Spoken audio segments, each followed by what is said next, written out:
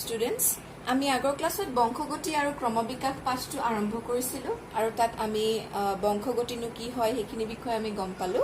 আৰু লগতে আমি আগৰ ক্লাছত মই তোমালোকক কৈছিলো যে তোমালোকক এটা কথা মন কৰিবলৈ কৈছিলো হে আছিল যে তোমালোকৰ ঘৰৰ মা দেউতাৰ তোমালোকে কাণৰ লটি মন কৰিবলৈ কৈছিলো ঘৰৰ মানুহবিলাকৰ মন কৰিবলৈ কৈছিলো আৰু হেয়া যদি তোমালোকে মন কৰিলা তেতিয়াহলে নিশ্চয় তোমালোকে ধৰিব পাৰিছা যে মাক বা দেউতাকৰ যদিহে কাণৰ লটি মুক্ত হয় কাণৰ লটিটো মুক্ত হয় লগত লাগি নাথাকে তেতিয়া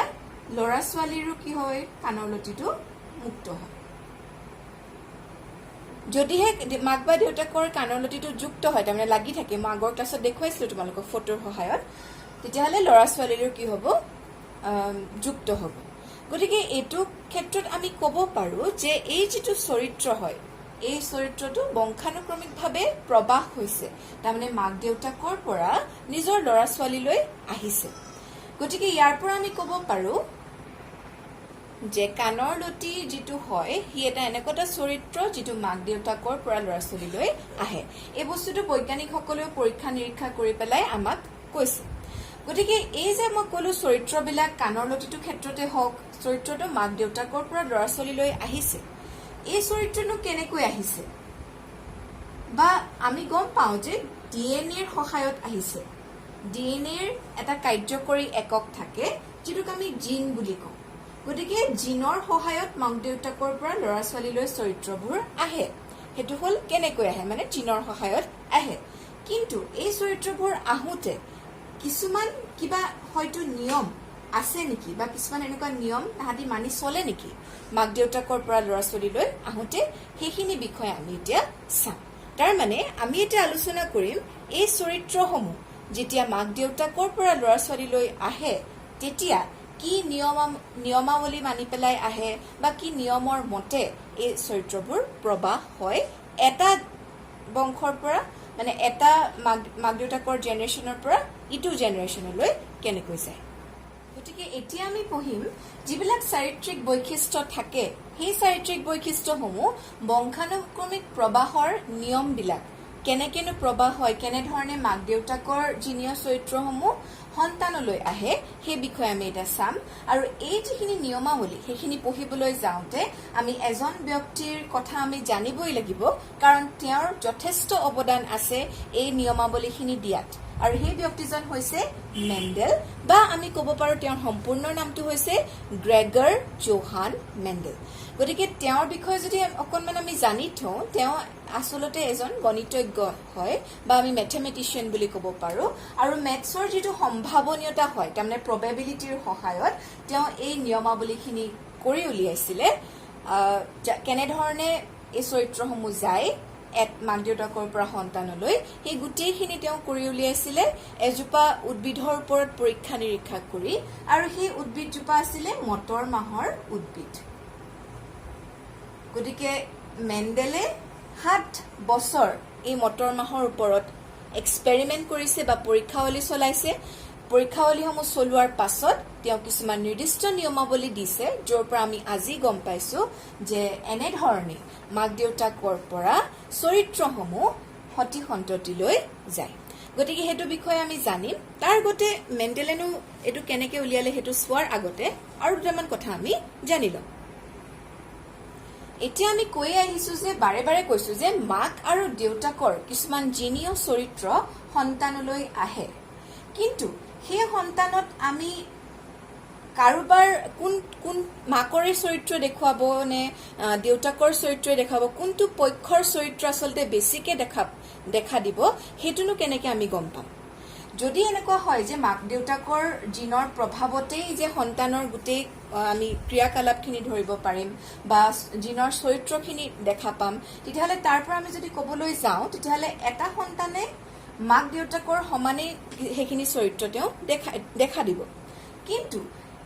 কেতিয়াবা কি দেখা পাওঁ যে হয়তো বেছি প্ৰভাৱ মাকৰ চৰিত্ৰহে দেখা পোৱা যায় বা বেছিকে প্ৰভাৱ দেউতাকৰ চৰিত্ৰটোহে দেখা পোৱা যায় গতিকে কোনটো পক্ষৰ চৰিত্ৰ এটা সন্তানে বেছিকৈ দেখা দিব সেই কথাটোনো আমি কেনেকৈ গম পাম সেই কথাটো আমি গম পাম যেতিয়া আমি মেণ্ডেলৰ অৱদানখিনি আমি চাম যেতিয়া আমি পঢ়িম মেণ্ডেলে কেনেধৰণে নিয়মাৱলীখিনি দিছিলে যে কোনটো চৰিত্ৰ মাকৰ হলে কেতিয়া প্ৰকাশ পাব দেউতাকৰ কোনটো চৰিত্ৰ কেতিয়া প্ৰকাশ পাব এইখিনি কথা আমি মেণ্ডেলৰ অৱদানটো পঢ়িলে আমি ভালদৰে বুজি পাম গতিকে এতিয়া চাওঁচোন আহা মেণ্ডেলে আমাক কি ধৰণৰ পৰীক্ষা নিৰীক্ষা কৰি পেলাই তেওঁ কি অৱদান দিলে সেইটো বিষয়ে চাম গতিকে মেণ্ডেলে যিখিনি পৰীক্ষা কৰিছিলে সেই পৰীক্ষাসমূহ গোটেই পৰীক্ষাসমূহ মেণ্ডেলে মটৰ মাহৰ গছজোপাৰ ওপৰত কৰিছিলে আৰু এই পৰীক্ষাসমূহ তেওঁ কণ্টিনিউৱাছলি 7 বছৰৰ কাৰণে সেই পৰীক্ষাসমূহ কৰিছিলে আৰু মটৰ মাহজোপাৰ ওপৰত পৰীক্ষা নিৰীক্ষা চলাই পেলাই নিয়মাৱলীখিনি তেওঁ দিছিলে যিখিনি তেওঁ তাৰ পৰা কৰি পেলাই পাইছিলে সেইখিনি ভিত্তিত তেওঁ এই যিখিনি চৰিত্ৰবিলাক কেনেধৰণেনো এটা জেনেৰেশ্যনৰ পৰা মাক দেউতাকৰ পৰা কেনেধৰণে সতি সন্ততি লৈ যায় আৰু সেই সতি সন্ততি যেতিয়া মাক দেউতাক হয় তেওঁলোকৰ পৰা নিজৰ সতি সন্ততিলৈ কেনেধৰণে চৰিত্ৰসমূহ যায় সেইখিনি তেওঁ এটা নিৰ্দিষ্ট নিয়মাৱলী দিছিল কিন্তু তেওঁ বেলেগ উদ্ভিদৰ ওপৰতো কৰিব পাৰিলেহেঁতেন সেই পৰীক্ষাসমূহ তেওঁ মটৰ মাহৰ উদ্ভিদতে কিয় কৰিলে তেওঁ মটৰ মাহৰ উদ্ভিদত এইটো কাৰণে কৰিলে কাৰণ মটৰ মাহজোপাৰ বহুত বেছি যেতিয়া তাহাঁতৰ ৰিপ্ৰডাকশ্যন হয় বা যেতিয়া তাহাঁতি বীজ ওলায় তেতিয়া বহুত বেছি বীজ সৃষ্টি কৰিব পাৰে তাৰ উপৰিও এটা গুৰুত্বপূৰ্ণ কথা এইখিনি কথা তোমালোকে যদি সায়েন্স লোৱা তেতিয়াহ'লে হাই সেকেন্ডাৰীত বেছি ভালকৈ তোমালোকে পাবা তেতিয়া তোমালোকৰ লেভেলৰ কাৰণে এইখিনি বস্তু ইলাবৰেটলি বা বিস্তৃতভাৱে আমি আলোচনা কৰিব পাৰিম কিন্তু এতিয়া তোমালোকে ইমানখিনি কথা জানি থোৱাটো উচিত যে তেওঁ মটৰ মাহজোপা আৰু এটা কাৰণত লৈছিলে কাৰণ মটৰ মাহজোপাত কিছুমান চৰিত্ৰৰ দুটা গুণ একেলগে দেখা দিছিলে যেনেকৈ ধৰি লোৱা উচ্চতাটো এটা চৰিত্ৰ হয় গতিকে উচ্চতাৰ ক্ষেত্ৰত মটৰ মাহজোপাই দুটা চাৰিত্ৰিক গুণ দেখুৱায় কিছুমান মটৰ মাহে মানে ওখ হয় গছ আৰু কিছুমান একেবাৰে চাপৰ হয় তাৰমানে একেটা বস্তুৰ চৰিত্ৰই দুটা গুণ দেখুৱাইছে কিছুমান একেবাৰে ওখ মটৰ মাহ গছ হয় কিছুমান একেবাৰে চাপৰ হয় ঠিক তেনেধৰণে যদি আৰু এটা আমি ক্ষেত্ৰত কওঁ যিবিলাক বীজ হয় বীজৰ যিটো কিছুমান বীজ হয়তো ঘূৰণীয়া হয় ধুনীয়া গোল কিন্তু কিছুমান বীজ হুতুৰা হয় গতিকে ঘূৰণীয়া হয় কিছুমান হুতুৰা পৰা হয় হেতুৰ পৰাও মানে ক'ব পৰা গৈছিলে যে যিহেতু এনেকুৱা টোটেল কেইবাটাও চৰিত্ৰ এই উদ্ভিদজোপাই দেখুৱায় উচ্চতাৰ ক্ষেত্ৰতে কিছুমান ওখ হয় কিছুমান চাপৰ হয় বীজৰ আমি যদি শ্বেপটো কথা কওঁ মানে আকাৰটো কথা কওঁ তেতিয়াহ'লে কিছুমান ঘূৰণীয়া হয় কিছুমান হুতুৰা হয় আমি যদি বীজৰ ৰংটো কথা কওঁ কিছুমান হয় সেউজীয়া কিছুমান হয় হালধীয়া আমি যদি ফুলপাহৰ কথা কওঁ মটৰ মাহৰ কিছুমানে দেখুৱায় বগা ফুল কিছুমানে দিয়ে বেঙুনীয়া ফুল গতিকে এনেকুৱা বহুত কিছুমান চৰিত্ৰ দেখুৱাইছিলে মটৰ মাহজোপাই য'ত একেটা চৰিত্ৰৰে দুটা গুণ সেই গছজোপাত মানে সেই মটৰ মাহে দেখুৱায় সেইকাৰণে মটৰ মাহজোপাৰ ওপৰত পৰীক্ষাৱলীখিনি কৰিবলৈ মেণ্ডেলৰ সহজ হ'ল আৰু সেইকাৰণে তেওঁ কিছুমান নিৰ্দিষ্ট চৰিত্ৰ লৈ পেলাই এই পৰীক্ষাৱলীখিনি চলাই নিছিলে আমি ইয়াত উচ্চতাৰ বিষয়ে চাম আৰু যিটো কালাৰ হয় মানে ৰংটো কেনেকুৱা আৰু লগতে যিটো আকাৰ হয় হেতুৰ ওপৰত ভিত্তি কৰি পেলাই আমি নিয়মাৱলীখিনি বুজিবলৈ চেষ্টা কৰিম গতিকে এইখিনিলৈকে তোমালোকে নিশ্চয় বুজি পাইছাই আমি কেলে এইখিনি কথা পঢ়ি আছো কাৰণ যিবিলাক চৰিত্ৰ মাক দেউতাকৰ পৰা সতি সন্ততিলৈ যায় সেই চৰিত্ৰসমূহ কেনেকৈ যায় কাৰ চৰিত্ৰটো বেছিকে দেখা দিব কেতিয়াবা হয়তো মাকৰ চৰিত্ৰটো বেছিকে দেখা দিব পাৰে দেউতাকৰটো কেতিয়াবা বেছিকে দেখা দিব পাৰে কেতিয়া দেখা দিব সেই কথাখিনি বুজিবৰ কাৰণে আমি মেণ্ডেলে কৰা পৰীক্ষাৱলীখিনি আমি চাম তেতিয়া আমি তাৰ পৰা কিছুমান কথা আমি গম পাম যে এনেধৰণেই চৰিত্ৰবিলাক মাক দেউতাকৰ পৰা ল'ৰা ছোৱালীলৈ যায় আৰু সেইটো কাৰণে আমি মটৰ মাহৰ কথা কৈ আছো কাৰণ মেণ্ডেলে গোটেই পৰীক্ষাৱলীখিনি মটৰ মাহৰ গছৰ ওপৰত কৰিছিলে আৰু তাৰ নিৰ্দিষ্ট কিছুমান চৰিত্ৰৰ ওপৰত কৰিছিলে যেনেকৈ ওখ চাপৰ ঘূৰণীয়া বীজ হুতুৰা পৰা বীজ সেউজীয়া বীজ হালধীয়া বীজ ইত্যাদি গতিকে এইখিনি বিষয়ে আমি এতিয়া চাওঁচোন বোলা মেণ্ডেলৰ পৰীক্ষাটো চাওঁ আহা মেণ্ডেলে মই কৈছিলোৱে যে যিহেতু মটৰ মাহৰ গছৰ ওপৰত কৰি আছিলে গতিকে মটৰ মাহৰ এজোপা ওখ গছ ল'লে আৰু মটৰ মাহৰ এজোপা চাপৰ গছ ল'লে ওখ গছজোপা ল'লে এই চিহ্নটো দেখিছানে এইটোৱে বুজাইছে যে গছজোপা স্ত্ৰীলিংগ হয় আৰু এইটোৱে বুজাইছে যে গছজোপা পুলিংগ হয় আৰু ইহঁতৰ মাজত সংকৰণ হ'বলৈ দিলে বা আমি সহজ ভাষাত ক'বলৈ যদি যাওঁ তেতিয়াহ'লে প্ৰজনন হ'বলৈ দিলে যাতে তাহাঁতৰ সতি সন্ততিৰ সৃষ্টি হয় যেতিয়া ইহঁতৰ মাজত সংকৰণ হ'ল তেতিয়া প্ৰথম যিটো সতি সন্ততি হিয়াৰ সৃষ্টি হ'ল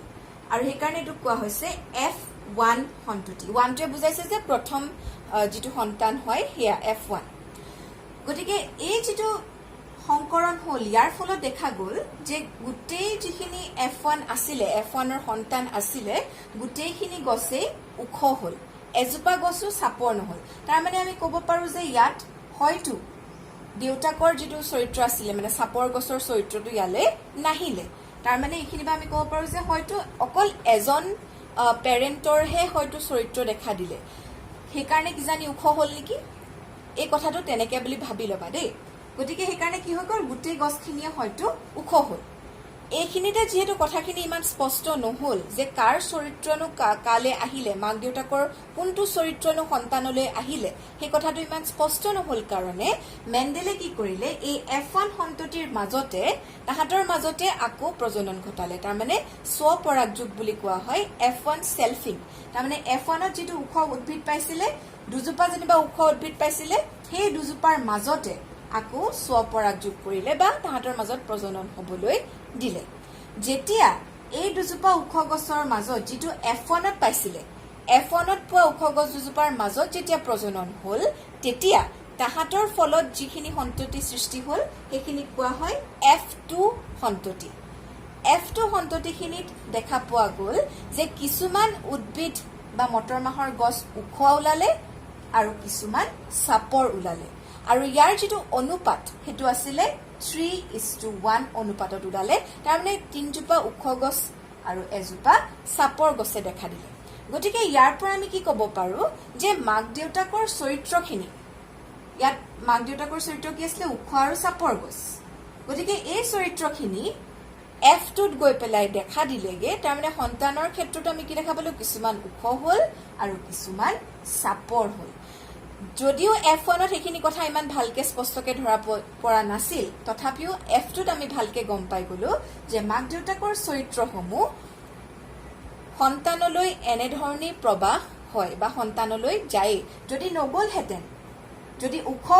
অকল মানে ওখ যদি কেৰেক্টাৰ ওখ চৰিত্ৰটোৱে যদি সন্তানলৈ আহিলেহেঁতেন তেতিয়াহ'লে এটা সময়ত গৈ পেলাই চাপৰ চৰিত্ৰটো কেতিয়াও দেখা নিদিলেহেঁতেন যিহেতু দুইটা চৰিত্ৰ ইয়াৰ মাজত সোমাই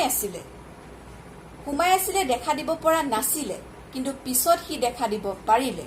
তাৰমানে আমি ইয়াৰ পৰা কি ক'ব পাৰোঁ যে মাক দেউতাকৰ চৰিত্ৰসমূহ সতি সন্ততিলৈ যায় আৰু বংশানুক্ৰমিকভাৱে প্ৰবাহ হৈ যায় জিনৰ সহায়ত কেতিয়াবা কিছুমান চৰিত্ৰ আমি পটককে ধৰা পেলাব নোৱাৰো কিন্তু এটা সময়ত গৈ পেলাই সেই চৰিত্ৰখিনিয়ে দেখা দিয়েগে গতিকে এইটো যেতিয়া এই পৰীক্ষাটো কৰি চালে যেতিয়া এটা জিনৰ ক্ষেত্ৰত কৰি চালে মানে ওখ জিনটোৰ ক্ষেত্ৰত কৰি চালে তেতিয়া তেওঁ দেখা পালে যে চৰিত্ৰবিলাক যেতিয়া F2ত দেখা দিয়ে তেতিয়া তাহাঁতি কোনটো অনুপাতত দেখা দিয়ে 3:1 অনুপাতত দেখা দিয়ে 3জোপা যদি ওখ হয় এজোপা চাপৰ হয় এই কথাখিনিকে আমি বুজিবৰ কাৰণে এতিয়া আমি গছ এনেকে কৰি পেলাই বুজিলো ওখ চাপৰ এনেকে বুজিলো কিন্তু আমি যেতিয়া এই বিষয়টো জেনেটিক্সত পঢ়া হয় গতিকে জেনেটিক্সত যেতিয়া পঢ়া হয় সদায় কথাবিলাক সিম্বল মানে চিহ্নৰ সহায়ত পঢ়া হয় গতিকে আমি চিহ্নৰ সহায়ত এই একেই কথাখিনিকে চিহ্নৰ সহায়ত বুজিবলৈ চেষ্টা কৰিম তেতিয়া আমাৰ এই গোটেই পৰীক্ষাটো বহুত ধুনীয়াকৈ ক্লিয়াৰ হৈ যাব বুলি মই ভাবো গতিকে সেই চিহ্নৰ সহায়ত আমি এই একেটা পৰীক্ষাকে কৰি চাওঁচোন আহা গতিকে চৰিত্ৰসমূহ আমি যে কৈ আছিলো ওখ চাপৰ বা অন্য যিকোনো চৰিত্ৰ এইখিনি কথা মেণ্ডেলৰ ভাষাত যদি আমি পঢ়িবলৈ যাওঁ তেতিয়াহ'লে আমি কিছুমান চিহ্নৰ সহায়ত ওখ চাপৰখিনি বুজিব পাৰোঁ বা ওখ জিনটো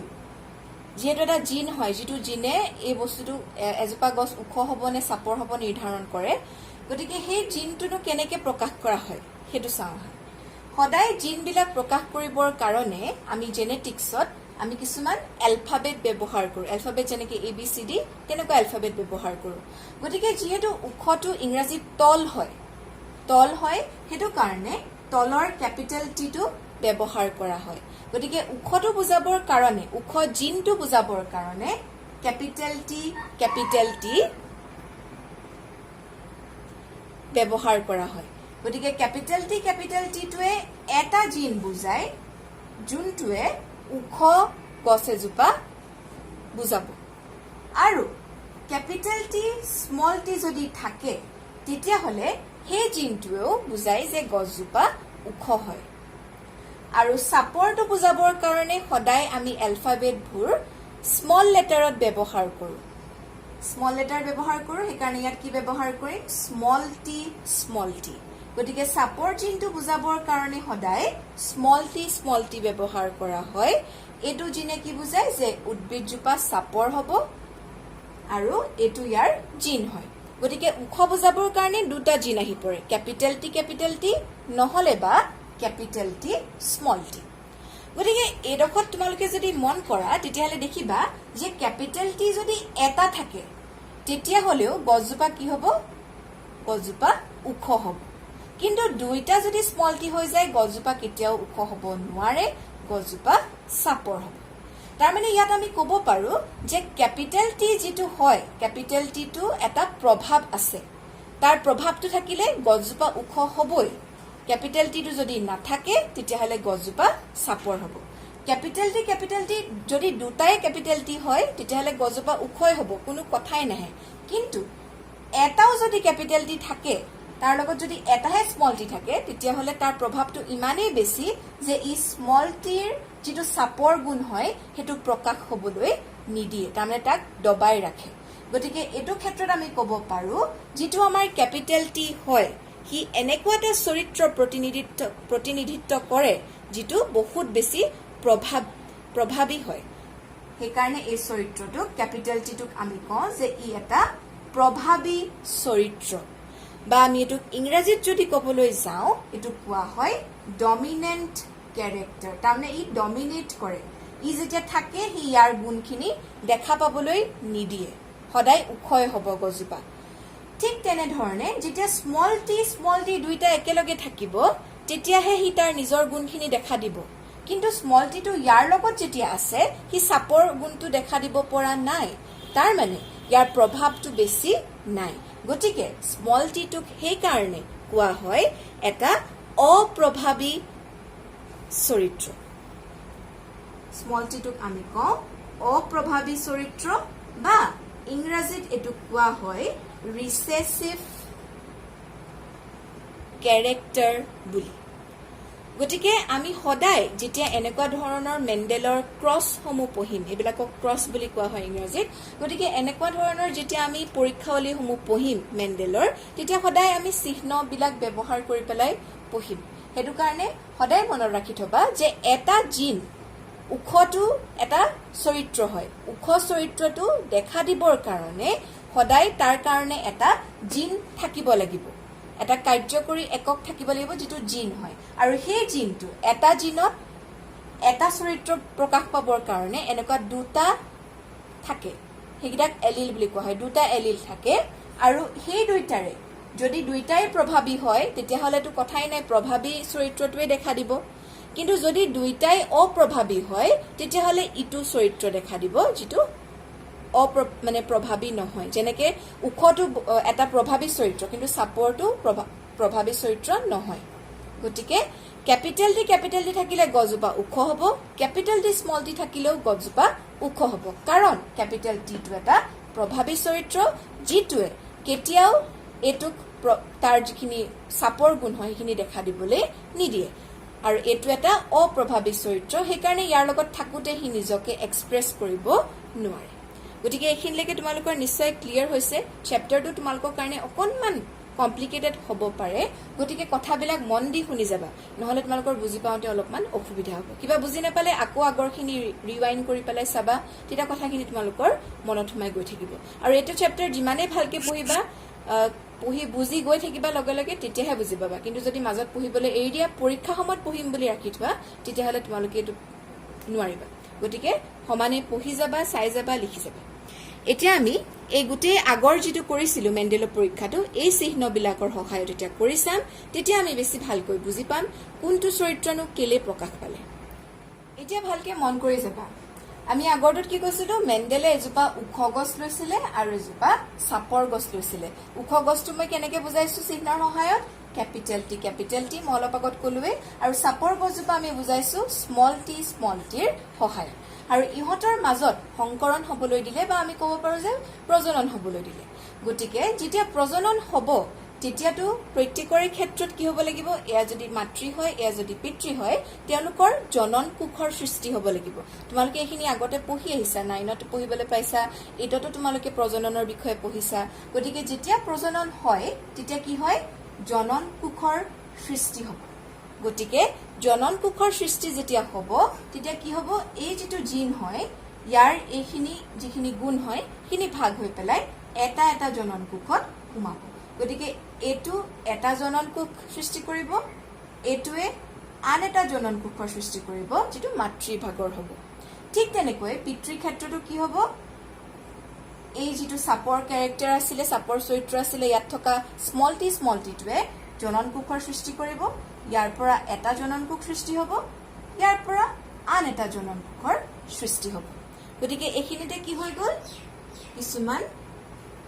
জনন কোষৰ সৃষ্টি হ'ল এই জনন কোষসমূহৰ সৃষ্টি হোৱাৰ পাছতে কি হ'ব জনন কোষবিলাকে ইটোৰ লগত হিটো মিলন ঘটিব যাৰ ফলত সতি সন্ততিৰ সৃষ্টি হ'ব প্ৰথম সতি সন্ততিৰ সৃষ্টি হ'ব যেটো মই অলপ আগত কৈছিলো F1 জেনাৰেশন বুলি গতিকে কেনেকে হয় হেতু মন কৰিবা দেই এইবিলাক এইখিনিতে মেণ্ডেলৰ সম্ভাৱনীয়তাটো আহি পৰে তাৰ মানে এই যেটো জনন কোষ হয় এটোৱে ইয়াৰ লগতো মিলন ঘটিব পাৰে ইয়াৰ লগতো ঘটিব পাৰে হেকাৰণে আমি দুইটাৰ লগতে কৰাইছাম ঠিক তেনেকৈ এটোৱেও ইয়াৰ লগতো মিলন ঘটিব পাৰে ইয়াৰ লগতো ঘটিব পাৰে গতিকে আমি গুটেইখিনি সম্ভাৱনীয়তা চাম আৰু সেই সম্ভাৱনীয়তাৰ ফলত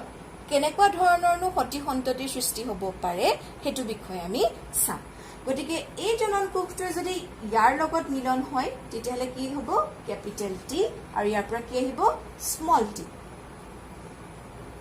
তাৰ পিছতে এই জনন কোষটোৱে যদি এটোৰ লগত মিলন ঘটাই তেতিয়াহলে কি আহিব ইয়াৰ পৰা কেপিটেল টি ইয়াৰ পৰা আহিব স্মল টি ইয়াৰখিনি হৈ গ'ল এতিয়া আমি এটোলৈ যাম এটোৱে যদি এটো জনন কোষৰ লগত মিলন ঘটাই তেতিয়াহলে কি হ'ব কেপিটেল টি স্মল টি আৰু এটোৱে যদি এটোৰ লগত মিলন ঘটাই তেতিয়া কি হ'ব কেপিটেল টি স্মল টি আৰু এটো আমাৰ কি হ'ল F1 সন্ততি বা F1 জেনাৰেশন যেটো এই মাক বাপেকৰ পৰা সৃষ্টি হ'ল গতিকে ইয়াত আমি কি দেখা পাইছিলো আগৰ এক্সপেৰিমেন্টটো তোমালোকে মেলি পেলাই চোৱাচোন হেতুত কি দেখা পাইছিলা যে প্ৰথম সন্ততিখিনি গুটেইখিনি কি আছিল উখ আছিল তাৰ মানে এটাও সাপৰ গছ দেখা পোৱা নগৈছিল গতিকে এটা জিনৰ হিচাপত যদি চাও মই অলপ আগত তোমালোকক কৈছিলো কেপিটেল টি স্মল টি থাকিলে কি হ'ব গছজোপা সদায় উখ হ'ব কাৰণ স্মল টিটোক ই প্ৰকাশ হ'বলৈ কেপিটেল টিটোৱে নিদিয়ে এইজোপাও তেনেকৈ একে কি হ'ব উখ হ'ব এইজোপাও উখ হ'ব আৰু এইজোপাও উখ হ'ব হেতু কাৰণে কি হ'ব প্ৰথম সন্ততি গুটেইখিনি উখ গছ হ'ব যেটো আমি পালো এটো আমি সিম্বলৰ আকাৰত বুজিলো এতিয়া আমি তাৰ পিছত কেনে ধৰণে ইয়াৰ পিছৰ পৰ্যায়খিনি হয় তাৰ মানে F1 সন্ততিৰ যিখিনি সৃষ্টি হ'ল তাৰ পিছত আমি কি কৰিছিলো এই সন্ততিখিনিৰ মাজত স্বপৰাগ যোগ কৰিছিলো তাৰ ফলত আমি কিছুমান নিৰ্দিষ্ট অনুপাতত দ্বিতীয় সন্ততিৰ যেটো জেনাৰেশন হয় F2 সন্ততি হেখিনি লাভ কৰিছিলো গতিকে হেখিনি বিষয় এতিয়া চাওচোন বলা কেনে ধৰণে পাইছিলো এখিনলৈকে তোমালোকে লিখি লবা তেতিয়া কি হ'ব মই ৰাব কৰি পেলাই পিছৰখিন কৰিব লাগিব নহলে তোমালোকে কিন্তু লেঠাৰিকে লিখিবা দেই ইয়াৰ তলতে এখিনি লিখিবা নহলে কি হ'ব খেলিমেলি লাগিব মই ৰাব কৰিব লাগিব যেহেতু বৰ্ডত নুজুৰে গতিকে তোমালোকে কিন্তু ইয়াৰ তলতে লিখি যাবা গতিকে এতিয়া কি কৰিব F1 আৰু F1 সন্ততি কি পাইছিলো কেপিটেল টি স্মল টি তাৰ মানে উখ আৰু তেনেকুৱা একে এটা F1 ৰ লগতে আমি স্বপৰাগ যোগ কৰিম বা আমি তাহাঁতৰ মাজত প্ৰজনন হ'বলৈ দিম তেতিয়া কি হ'ব তেতিয়াও কি হ'ব ইহঁতৰ প্ৰজনন হ'ব কাৰণ ইহঁতৰ কিছুমান জনন কোষৰ সৃষ্টি হ'ব লাগিব গতিকে ইয়াৰ পৰা কি জনন কোষ পাম কেপিটেল টি আৰু স্মল টি ঠিক তেনেকৈ আমি ইয়াৰ পৰাও কি পাম কেপিটেল টি আৰু স্মল টি গতিকে এইগিটা আমি পাম ইয়াৰ কি হয় জনন কোষ এই জনন কোষবিলাকে মিলি পেলাই এটা এটা সন্ততি সৃষ্টি কৰিব যেটো কি হ'ব F2 সন্ততি হ'ব গতিকে কেনেকে মিলন হ'ব এটা আমি কৈছিলোৱে এটো এটোৰ লগত হ'ব পাৰে তেতিয়া কি সন্ততি পাম ক্যাপিটেল T এটো এটোৰ লগত হ'ব পাৰে তেতিয়া কি পাম ক্যাপিটেল T স্মল t হৈ গল এতিয়া এটো এটোৰ লগত হ'ব তেতিয়া কি পাম ক্যাপিটেল T স্মল t আৰু এটো এটোৰ লগত হলে কি পাম স্মল t তাৰ মানে এইখিনি আমি কি পালো এই চাৰিটা আমি কি পালো F2 সন্ততি তাৰ মানে এহতৰ F1 ৰ যেতিয়া আমি স্বপ্ৰজনন কৰিবলৈ দিলু বা স্বপৰাগযোগ হল ইহতৰ মাজত প্ৰজনন হোৱাৰ পিছত যিখিনি জনন কোষ সৃষ্টি হল সেইখিনি মিলি পেলাই আমি তাহাতৰ পিছৰ সন্তানখিনি ইহতৰ সন্তানখিনি লাভ কৰিলো যেটোক আমি F2 সন্ততি বুলি কৈছো গতিকে ইয়াৰ পৰা আমি কি কম বাৰু ক্যাপিটেল T থাকিলে কি হয় তোমালোকে মনত পেলোৱাছোন কি হ'ব উদ্ভিদজোপা উখ হ'ব ক্যাপিটেল T স্মল t থাকিলে উদ্ভিদজোপা কি হ'ব উখ হ'ব ক্যাপিটেল T স্মল t থাকিলে ইয়াটো কি হ'ব উদ্ভিদজোপা উখ হ'ব আৰু স্মল t যদি থাকে যেনেকে ইয়াত হৈছে